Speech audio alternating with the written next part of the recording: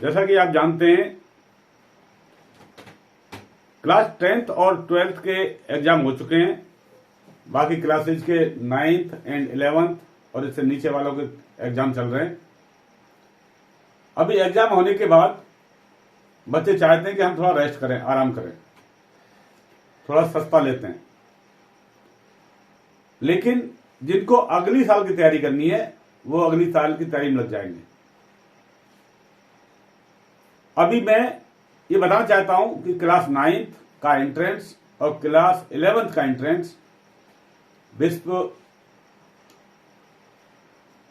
हिंदू विश्वविद्यालय, अलीगढ़ मुस्लिम यूनिवर्सिटी और जेएनयू के लिए एंट्रेंस की तैयारियां शुरू कर रहे हैं। मैं अभी इस दौरान जो वेकेशनल टाइम है इसमें क्लास 9th और 11th के बच्चों की एंट्रेंस के लिए तैयारी के कुछ क्वेश्चंस बताऊंगा, यानी उन सब्जेक्ट को मैं रिवाइज कराऊंगा जो कि उनके पेपर्स में आने वाले हैं। इसके लिए आज मैं क्लास 11th का एक सब्जेक्ट ले रहा हूं जिसमें 10 मार्क्स का होता है और वो सब्जेक्ट क्या है, उर्दू से संबंधित है, यानी उसमें इस्लाम की जानकारी हासिल करनी जरूरी है क्लास 11th के लिए, यानी जेएनयू एंड एएमयू के लिए, अलीगढ़ मुस्लिम यूनिवर्सिटी के लिए। तो आज का सब्जेक्ट है इंडो इस्लामिक कल्चर। जय हिंद माय डियर स्टूडेंट्स, मैं गजेंद्र कुमार गोस्वामी अपने चैनल यूनिक ब्रेन स्टडी पर आपका हार्दिक अभिनंदन करता हूं। तो शुरू करता हूं मैं इस्लाम के बारे में। आप भारतीयों के बारे में जानते हैं, थोड़ा सा मैं इस्लाम के बारे में छोटा बताऊंगा, एक डिटेल में नहीं जाकर, बाकी मामूली पकड़ूंगा, मैं ब्रीफ में बताऊंगा कि इस्लाम क्या है। इस्लाम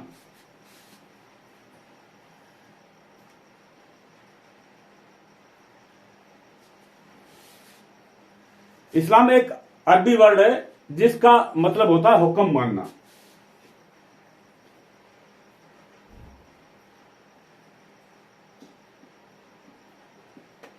यानी सरेंडर करना,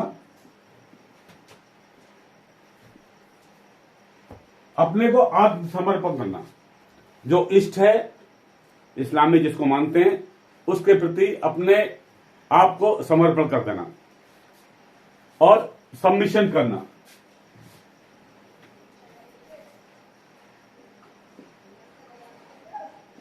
यानी उसकी आज्ञा को मानना।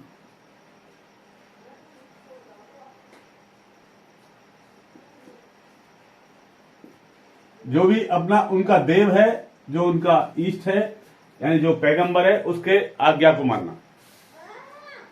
इसके अलावा संतुष्टि, शांति और संयम को बरतना, ये इस्लाम में आता है। हमारे विश्व में टोटल 195 देश हैं, जिसमें 193 देश जिनको कि यूएनओ की मान्यता प्राप्त है, यानी यूएनओ के सदस्य हैं। 2 देश ऐसे हैं जिनको सदस्यता नहीं दी गई है, वो हैं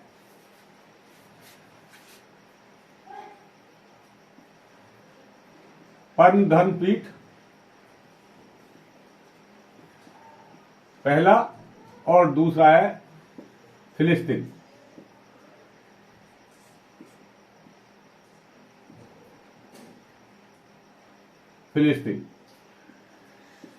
ये 2 देश हैं जिनको मान्यता नहीं दी गई है। टोटल देश हैं 195 और जिनमें मान्यता दी है 193 को। इसके अंदर जो मुस्लिम देश हैं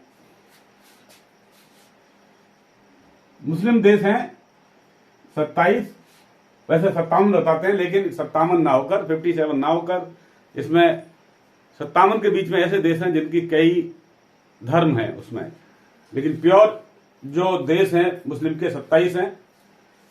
उसके बाद 13 देश हैं ईसाइयों के, क्रिश्चियंस के,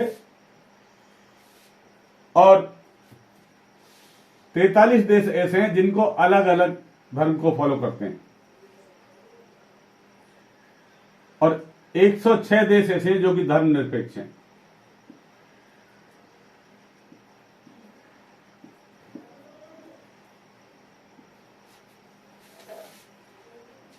सबसे बड़ा धर्म एक मानवता है, एक इंसानियत है, जो कि सबसे बड़ा धर्म है।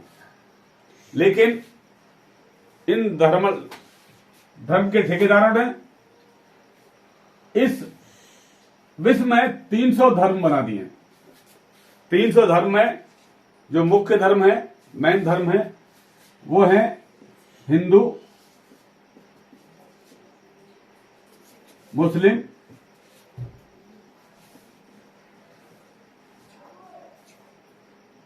सिख, ईसाई,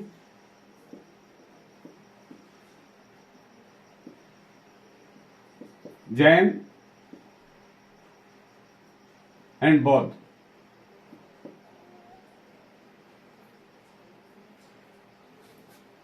इन 6 धर्म को हम देखते हैं, खासकर यही धर्म चल रहे हैं, बाकी छुटपुट मिलाकर 300 धर्म से।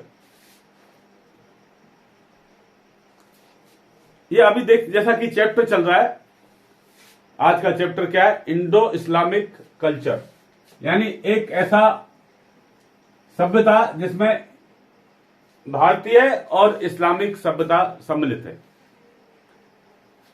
इससे पहले हम देखते हैं कि इस्लाम धर्म का उदय कब हुआ, यानी कब रेज हुआ, इस्लाम धर्म कब रेज हुआ। उससे पहले हम देखेंगे, मैंने दिया हुआ नेक्स्ट मेरा अल्लाह एंड 786। अल्लाह क्या है? मुस्लिम धर्म वाले जो मुस्लिम धर्म को फॉलो करते हैं, यानी ईसाई धर्म को जो इस्लाम धर्म को फॉलो करते हैं, वो अल्लाह को मानते हैं। अल्लाह का मतलब क्या होता है? अल प्लस इल्ला, यानी रब एक है। रब एक है, वो है अल्लाह, उसी को मानना है। ये एक अरबी वर्ड है, फारसी में इसको खुदा कहते हैं। तो हम देखते हैं कि इसमें हिंदू अदर 2 धर्म से उसमें क्या कहते हैं, वो किस ईश्वर को मानते हैं। ईसाई धर्म में ईसाई वाले ये मानते हैं ईसा मसीह को,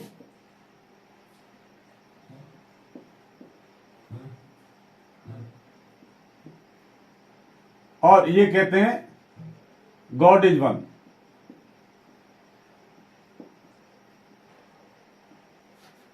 यानी ईश्वर एक है।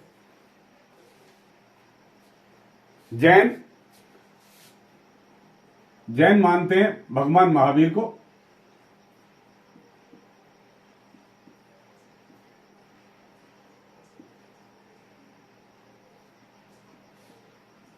बौद्ध मानते हैं गौतम बुद्ध को,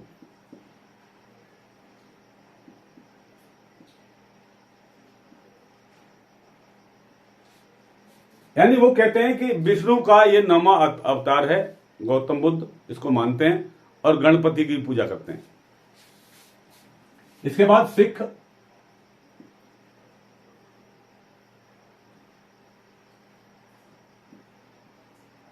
ये एक ओंकार,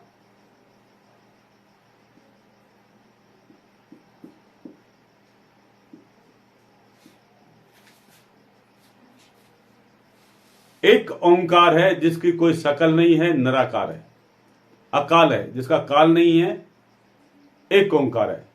और हिंदू कहते हैं ओम, क्या कहते हैं? ओम। यानी जो 33 कोटि के देवता हैं उसमें सबसे महान किसको मानते हैं? महादेव को, और वहां पर कहते हैं ओम।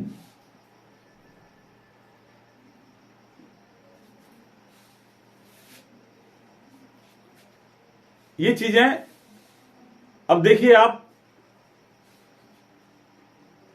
इस्लाम धर्म में अल्लाह को जो मानते हैं वो कहते हैं बिस्मिल्लाह अल रहमान रहीम।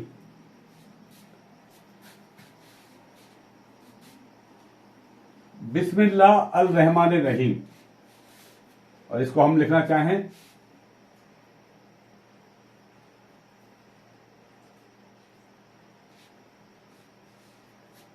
और ये बनता है, यानी कुल इसका जोड़ किया जाए इन शब्दों का तो ये होता है 786,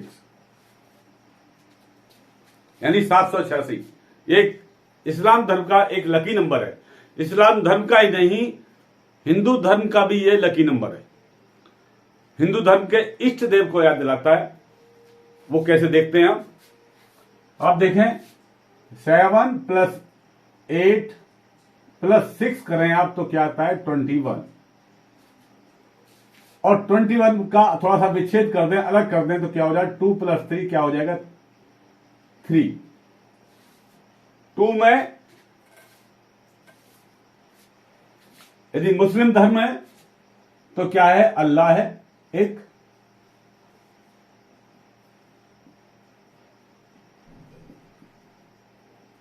दूसरा क्या है, पैगंबर।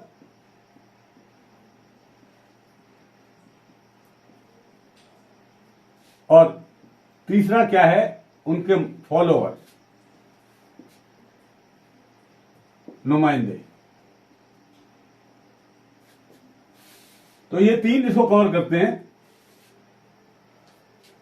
लेकिन मुस्लिम धर्म के अंदर, सॉरी हिंदू धर्म के अंदर आप देखिए इन तीनों में क्या है, ब्रह्मा विष्णु महेश।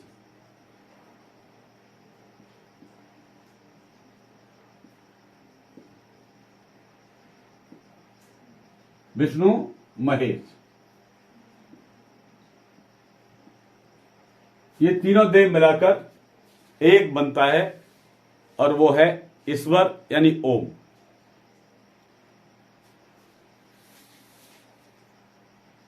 इसमें यदि देखा जाए 786 यह बता रहा था हिंदुओं के लिए महत्व रखता है। आप देखिए जो भगवान श्री कृष्ण बांसुरी बजाते थे उसमें 7 छेद थे, 7 उसके अंदर छेद थे। और जो बांसुरी बजाने वाले थे भगवान श्री कृष्ण देव की माता की 8वीं संतान थी, यानी 7 उसमें छेद थे, 8वीं संतान थी।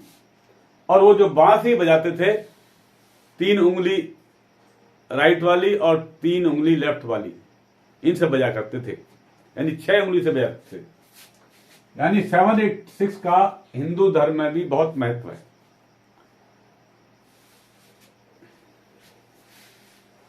अभी हम देखें नेक्स्ट मेरा राइज ऑफ इस्लाम, यानी इस्लाम का उदय कब हुआ। इस्लाम, विश्व में इस्लाम कब पैदा हुआ। इसके लिए हम थोड़ा पीछे चलते हैं। 7वीं सदी के अंदर अरब प्रायद्वीप में, यानी अरब कॉन्टिनेंटल के अंदर एक कौपल थे जिनका नाम था अब्दुल्ला।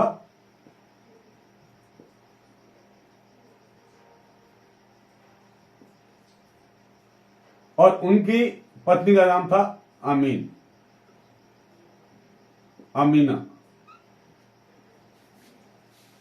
इनके एक बच्चा पैदा हुआ।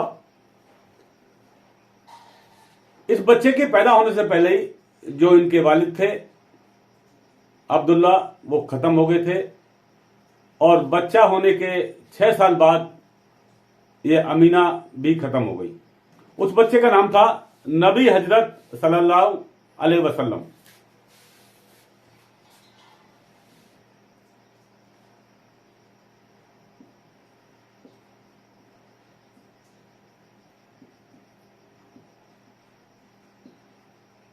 सल्लल्लाहु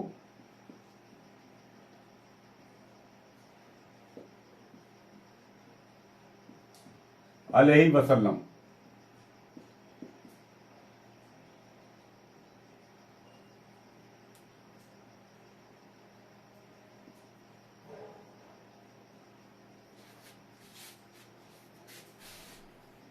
इन्होंने अरब प्रांत के मक्का में 570 ईस्वी में जन्म लिया। जैसा बताया मैंने, इनके पैदा होने से पहले इनके जो पिताजी थे उनका इंतकाल हो गया था और 6 साल के बाद इनकी मदर का इंतकाल हो गया। इनको इनके चाचा ने पाला पोसा। ये 6010 में, यानी 6010 ईस्वी में ये एक हीरा गुफा में चले गए। हीरा नाम की गुफा थी, उसमें चले गए और वहां इन्हें एक फरिश्ता मिला जिब्राइल नाम से। जिब्राइल नाम का एक फरिश्ता मिला जिन्होंने इन्हें ज्ञान दिया, बताया कि तुम इस संसार में एक धर्म कायम करने के लिए, यानी एक शांति पैदा करने के लिए तुम पैदा हुए हो और उसका ज्ञान दो। यह गुफा से आए और 613 ईस्वी में 613 ईस्वी में इन्होंने ज्ञान देना शुरू कर दिया, यानी अपने धर्म का उपदेश देना शुरू कर दिया। जैसे ये उपदेश देते आ रहे थे, यानी ये मुस्लिम समुदाय के बारे में बता रहे थे, यानी ईसाई इस्लाम धर्म के बारे में बता रहे थे, जिसके मक्का के अंदर ही इसका विरोध शुरू हो गया। मक्का के अंदर जो मूर्ति पूजने वाले थे उन्होंने इसका विरोध किया। इस्लाम धर्म में था कि मूर्ति की पूजा नहीं करेंगे, यानी अल्लाह को कोई भी मानव एक मूर्ति के रूप में नहीं बना सकता, यानी कोई चित्र नहीं बना सकता। एक अल्लाह इतना महान है कि मानव उसकी कल्पना भी नहीं कर सकता है। तो ये जब इनका विरोध वहां पर मक्का में शुरू हो गया तो ये मक्का छोड़कर 28 जून 622 ईस्वी में वहां से चले गए।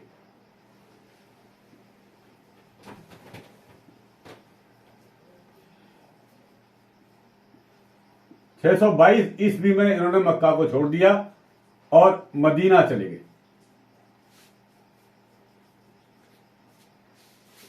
मदीने में जाकर इन्होंने धर्म का प्रचार शुरू कर दिया। वहां इनके फॉलोअर मिले और इन्होंने कुरान का उपदेश देना शुरू किया, क्योंकि ये इतने पढ़े लिखे नहीं थे, शिक्षित नहीं थे। इसको लिखने वाला, कुरान को लिखने वाला ये नहीं, ये बोलते जाते थे। और एक आदमी था जिसका नाम था जैद बिन साबित।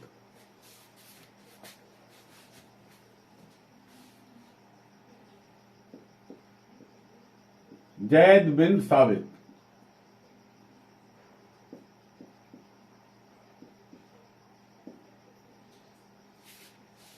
इन्होंने कुरान के उपदेशों को, कुरान के जो सूरह थी उनको लिखना शुरू किया और ये कॉपी, पहली कॉपी इन्होंने अबू बकर को दी। जिस तारीख को इन्होंने छोड़ा था, जिस तारीख को इन्होंने मक्का छोड़ी थी, यानी 28 जून 622 ईस्वी को, उसे हिजरी सम्मत से हम पुकारते हैं। वहां से हिजरी स्टार्ट होता है। ये सब कार्रवाई चलती रही, वो प्रचार करते रहे और अंत में ये प्रचार मक्का में फैला और मक्का वालों ने इसका फॉलो शुरू हो गया, यानी अधिक संख्या में लोग इनके फॉलोअर बन गए। जब ये मदीना गए थे तो मदीना में एक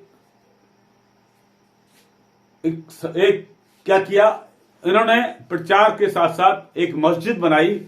उस मस्जिद को कहते हैं कुब्बा मस्जिद।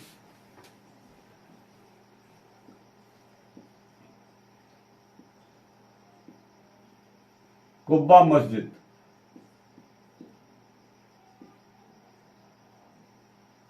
जो कि मदीना से 6 किलोमीटर दूर है, यहां पर स्थित है।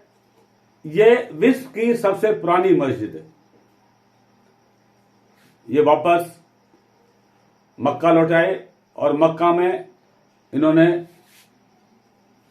मस्जिद का, इनके जो अनुयायी थे उन्होंने एक मस्जिद का निर्माण किया उस मस्जिद को कहते हैं हम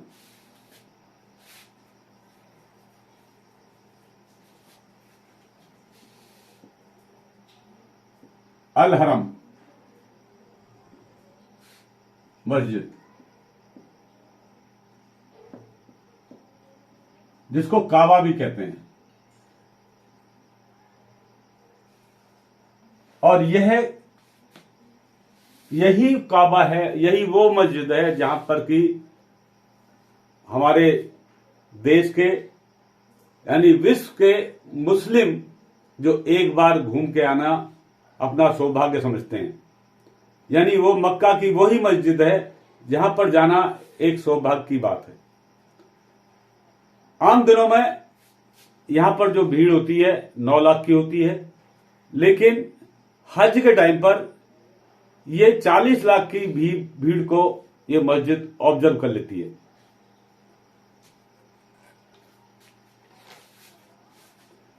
तो सबसे बड़ी मस्जिद बताया मैंने कौन सी है, कुब्बा मस्जिद। और उसके बाद सबसे जो हाईएस्ट जिसके अंदर आदमी जा सकते हैं वो मस्जिद कौन सी है, काबा मस्जिद, यानी जिसको बोलते हैं मक्का की मस्जिद, इसका नाम है अल हरम। नेक्स्ट देखते हैं हम कि भारत के अंदर इस्लाम धर्म का उदय कब हुआ। भारत के अंदर इस्लाम धर्म का उदय, जैसा कि 7वीं शताब्दी में मोहम्मद साहब का जन्म हुआ था और 7वीं शताब्दी में भारत के कुछ अंश आने शुरू हो गए। भारत में इस्लाम धर्म के अंश आने शुरू हो गए। उस 7वीं शताब्दी के अंदर केरल के अंदर, गुजरात के अंदर और तमिलनाडु में मस्जिद बनाई गई। उन मस्जिदों में क्योंकि इसकी उपासना करने वाला चाहिए था, तो केरल का एक ब्राह्मण राजा था जिसका नाम था चेरामर।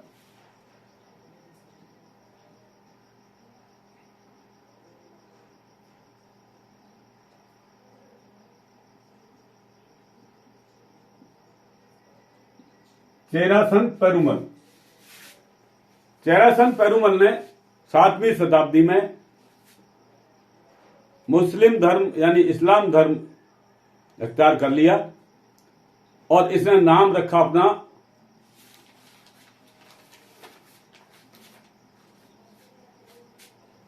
ताजुद्दीन।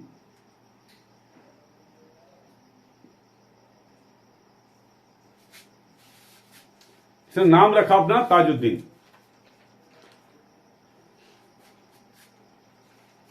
एक बात बताना चाहता हूं मैं, जैसा कि सऊदी अरब मुस्लिम देश है, वहां पर मुस्लिमों की संख्या और मुस्लिम का एक तीर्थ स्थान है, लेकिन वहां पर भी हिंदुओं की छाप है। यानी वहां पर सनातन की कुछ अक्षर दिखाई देते हैं, वो मैं आगे आपको बताऊंगा। 7वीं शताब्दी में मोहम्मद बिन कासिम ने हमला किया सिंध के ऊपर और सिंध के कब्जे को हथिया लिया। इसके साथ अरब ईरान से और तुर्क से लोग बाग यहां पर व्यापार करने आते थे हिंदुस्तान में, और हिंदुस्तान में व्यापार करने के साथ साथ उन्होंने अपनी इस्लाम प्रचार को फैलाना शुरू कर दिया, जिससे ये 3 मस्जिदें बनी, एक केरल में, एक तमिलनाडु और एक गुजरात के वाडमार मस्जिद। 8वीं सदी में 8वीं शताब्दी के अंदर उमैयद खलीफा, जो कि मोहम्मद साहब के चौथे नंबर के फॉलोअर थे, वो आए, उन्होंने अपना यहां पर इस्लाम धर्म को फैलाया। 10वीं सदी में गजनी आया, मोहम्मद गजनी, इसने भी फैलाया। 12वीं सदी में यहां पर हिरण और गजनबी आए, जिन्होंने दिल्ली को अपनी सल्तनत बनाई और दिल्ली पर अपना सिंहासन लिया और इस इस्लाम धर्म को फैलाना शुरू कर दिया। 12वीं शताब्दी इतना फैल चुकी थी कि दिल्ली में शाही राज्य, उससे शाही शैली, उसके अलावा मांडू गुजरात के अंदर बेंगलोर, इनके अंदर एक प्रांतीय शैली इस्लाम के रूप में फैलना शुरू हो गई। इसके साथ साथ कश्मीर में शाही मीर बादशाह बन गया था, उसने इस्लाम धर्म को फैलाना शुरू किया। ये घुरिद राजवंश और गजनवी राजवंश ने ये फैलाते हुए मुगल शासन 15वीं सदी में आया और मुगल शासन को यह सौंप दिया। इसमें क्या हुआ, उससे पहले भी कुछ चल रहा था जो कि 11वीं सदी में था, यानी इब्राहिम लोदी का काल था, इल्तुतमिश का काल था, यानी गुलाम वंश था। उस वंश में यानी ये तकरीबन 12वीं सदी के अंदर जो यहां पर आतंकवादी आए थे, बाहर के आतंकवादी हिंदुस्तान में आए थे। यह होता है कि जिस कोई भी बाहर से आने वाला, चाहे वो अंग्रेज हो, मुगल हो, हूण हो, कोई भी किसी तरह का हो, वो कोशिश करता है कि उसका वर्चस्व फैला जाए, यानी उसकी भाषा का समावेश हो। यानी किसी पर राज करना है तो अपनी भाषा को थोपा जाए, दूसरे की जो संस्कृति है उसको स्टॉप लगा दिया जाए। यही हुआ। उर्दू एक ये ईरानी से आई हुई थी, तुर्किस्तान से आई हुई भाषा थी, इसका समावेश शुरू हो गया और ये हिंदी में मिश्रण हो गई। एक जमाना था कि सारी जो कार्यालय के जितने काम थे, ऑफिस से काम थे, सब उर्दू में हुआ करते थे। हमारे जो बुजुर्ग थे, यानी जो मैं बता रहा हूं हमारी स्थिति से पहले थे, वो उर्दू आराम से पढ़ लिख सकते थे और उससे पहले वाले सिर्फ उर्दू ही लिखते थे, उनको हिंदी नहीं आती थी। उससे पहले रहा होगा संस्कृत, सब जानते हो, संस्कृत लिखते हो, भाषा शैली संस्कृत की थी, लेकिन ये उर्दू का समावेश हुआ और उर्दू के समावेश किसके साथ रहा, ये हिंदी के साथ रहा। और यानी हिंदी और उर्दू की ये क्या होगी, एक कल्चर स्थापित हो गई, एक वास्तुकला इसी हिंदी और उर्दू से बनने स्टार्ट हो गई। यानी एक आर्किटेक्चर, एक मकानों का, बिल्डिंगों का, मस्जिदों का, मकबरों का, इमारतों का बनना शुरू हो गया। जो अमीर लोग थे, जो सल्तनत थी, उनकी मकबरे, उनकी मस्जिद होती थी। उसके बाद जो अमीर थे उनका भी ये होता था। इसके बाद सूफी संत थे, उनकी मकबरे और मस्जिदें होती थी। ये सब हिंदुस्तान के अंदर पहले छोटी छोटी ईंट हुआ करती थी, जिसको कंकरी ईंट बोला करते थे, ककरी ईंट बोला करते थे। एक छोटी ईंट होती थी जिसका आयताकार बहुत कम हुआ करता था। एक पक्की ईंट हुआ करती थी जिसको कि चूने के अंदर मिक्स करके लगाया जाता था, यानी उसकी स्टेबिलिटी बहुत ज्यादा थी। तो ऐसे अच्छे बिल्डर्स हमारे पास थे, अच्छे क्या है बिल्डिंग बनाने वाले हमारे पास मिस्त्री थे। अब इन्होंने क्या किया, इस युग में आकर, इस मध्य युग में आकर, ये ईंटों की जगह पत्थर का लगाना, लाल पत्थर को लगाना शुरू कर दिया। और इसको फैलाया दिल्ली, आगरा, लाहौर और इस्लामाबाद में। पहले यहां से स्टार्टिंग हुआ और उसके साथ बंगाल, गुजरात, दक्षिण, जौनपुर में यह फैला। और कश्मीर का राजा जो शाह मीर हुआ था, उसने कश्मीर में इसको फैलाया। ये चलता रहा। इसके साथ जो इमारतें बनी, राजा आते रहे और कुछ ना कुछ याददाश्त के लिए इमारतें बनाते रहे। इनका आकार पहले क्या होता था, इसमें गुंबद होते थे और मेहराब होता था, जो कि आप देखेंगे मैं दिखाऊंगा, इसमें जो फोटो दूंगा उसके साथ आपको मालूम पड़ेगा। गुंबद एक गोल गुंबद हुआ करती थी, उसके बाद में मेहराब हुआ करते थे। इनको बनाने के लिए हिंदू मंदिरों से जो स्तंभ थे, यानी जो पोल थे जो लगे हुए इसमें पिलर थे, उनको निकाला गया और यहां पर फिट कर दिया गया। और ये शैली क्या होगी, एक मिश्रण हो गई, यानी ईरान और सभ्यता और भारतीय सभ्यता की एक मिश्रण हो गई। इसके अंदर जो बनाए गए, जैसा बताता हूं मैं, अपने अपने शासनकाल में जो बनाए। कुतुब मीनार बनी। कुतुब मीनार ये 1193 से लेकर 1206 पर बनी। ये कुतुब मीनार, ये कुतुब मीनार बनाई कुतुबुद्दीन ऐबक ने, लेकिन थोड़ा सा ही निर्माण करने के बाद में ऊपर वाले को प्यारे हो गए। इसके बाद का काम इल्तुतमिश ने किया और कुतुब मीनार को ऊपर कंप्लीट किया।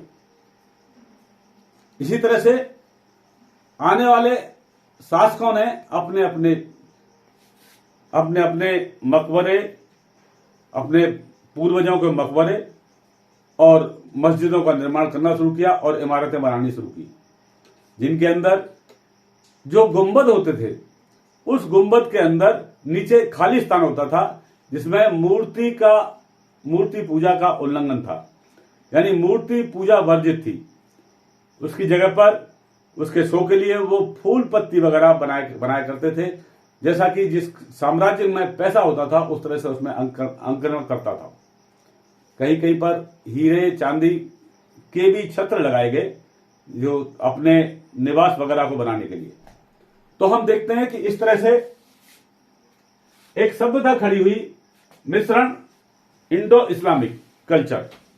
इस इंडो इस्लामिक कल्चर के अंदर क्या क्या बने, कौन सी इसके उदाहरण हैं जो कि इंडो इस्लामिक कल्चर में आते हैं, इसको हम देखेंगे। तो इंडो इस्लामिक कल्चर के अंदर जो एक शुद्ध उदाहरण मिलता है, एक बहुत ही इंपॉर्टेंट उदाहरण है और जो यूनेस्को का 7 अजूबे में आता है, वो है रोजा ई मुनव्वर। एक नया नाम सुन रहे हैं आप, शायद नहीं सुना होगा, रोजा ई मुनव्वर। ये 1658 में बनकर तैयार हुआ था और ये बनाया था शाहजहां ने।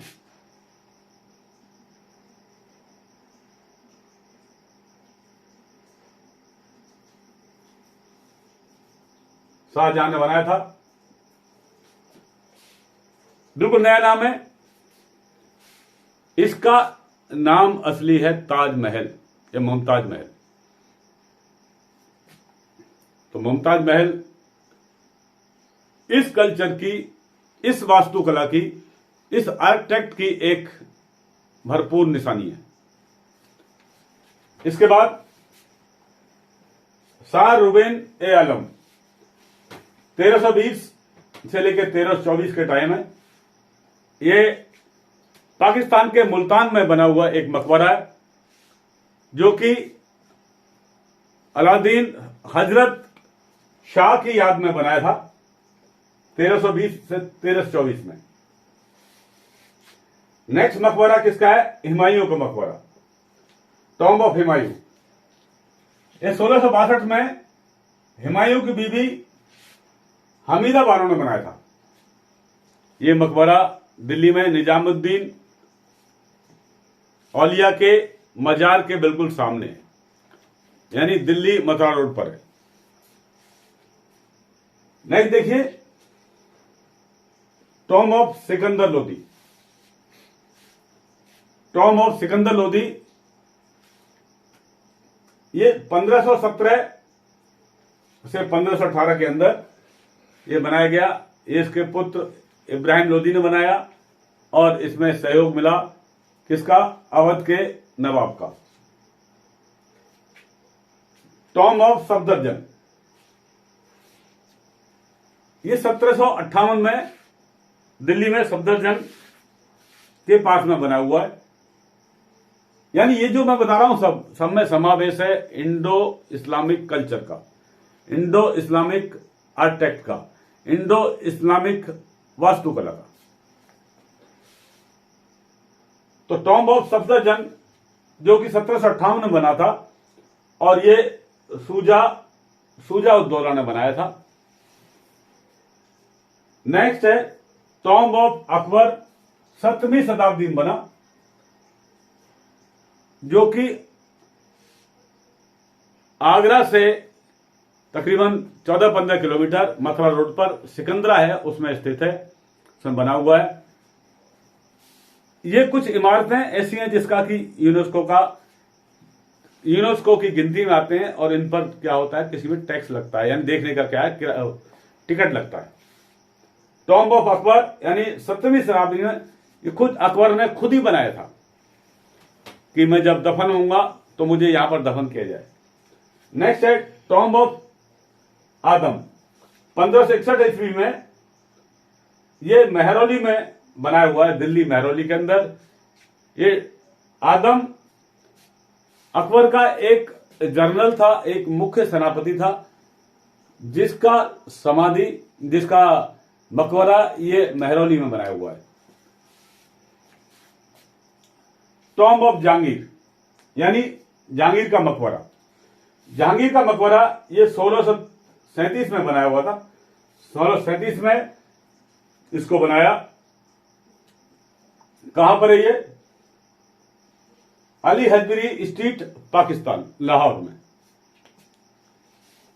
जहांगीर की कहां पर है, कब्र कहां पर है? लाहौर में।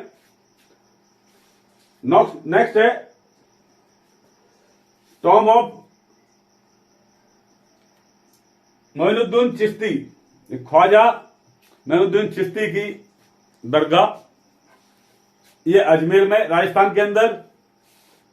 और इसको बनाया किसने? 1190 में इल्तुतमिश ने। इसके बाद यहां एक बुलंद दरवाजा बनाया गया और बुलंद दरवाजा बनाया निजाम मीर उस्मान अली खान ने। यह बनाया था 1469 में। उसके बाद जो उसकी टॉम्ब थी, मकबरे को पक्का किया, वो पक्का किया 1509 में गयासुद्दीन मोहम्मद खिलजी ने। तो हम देखते हैं कुछ मस्जिदें जो बनाई गई, जो कि फेमस हैं, उनको देखेंगे। पहला है जामा मस्जिद दिल्ली। जामा मस्जिद दिल्ली ये 1656 में बनी और इसे बनाया शाहजहां ने। नेक्स्ट है जामा मस्जिद आगरा। जामा मस्जिद आगरा की 1648 में जहानारा बेगम ने बनाई।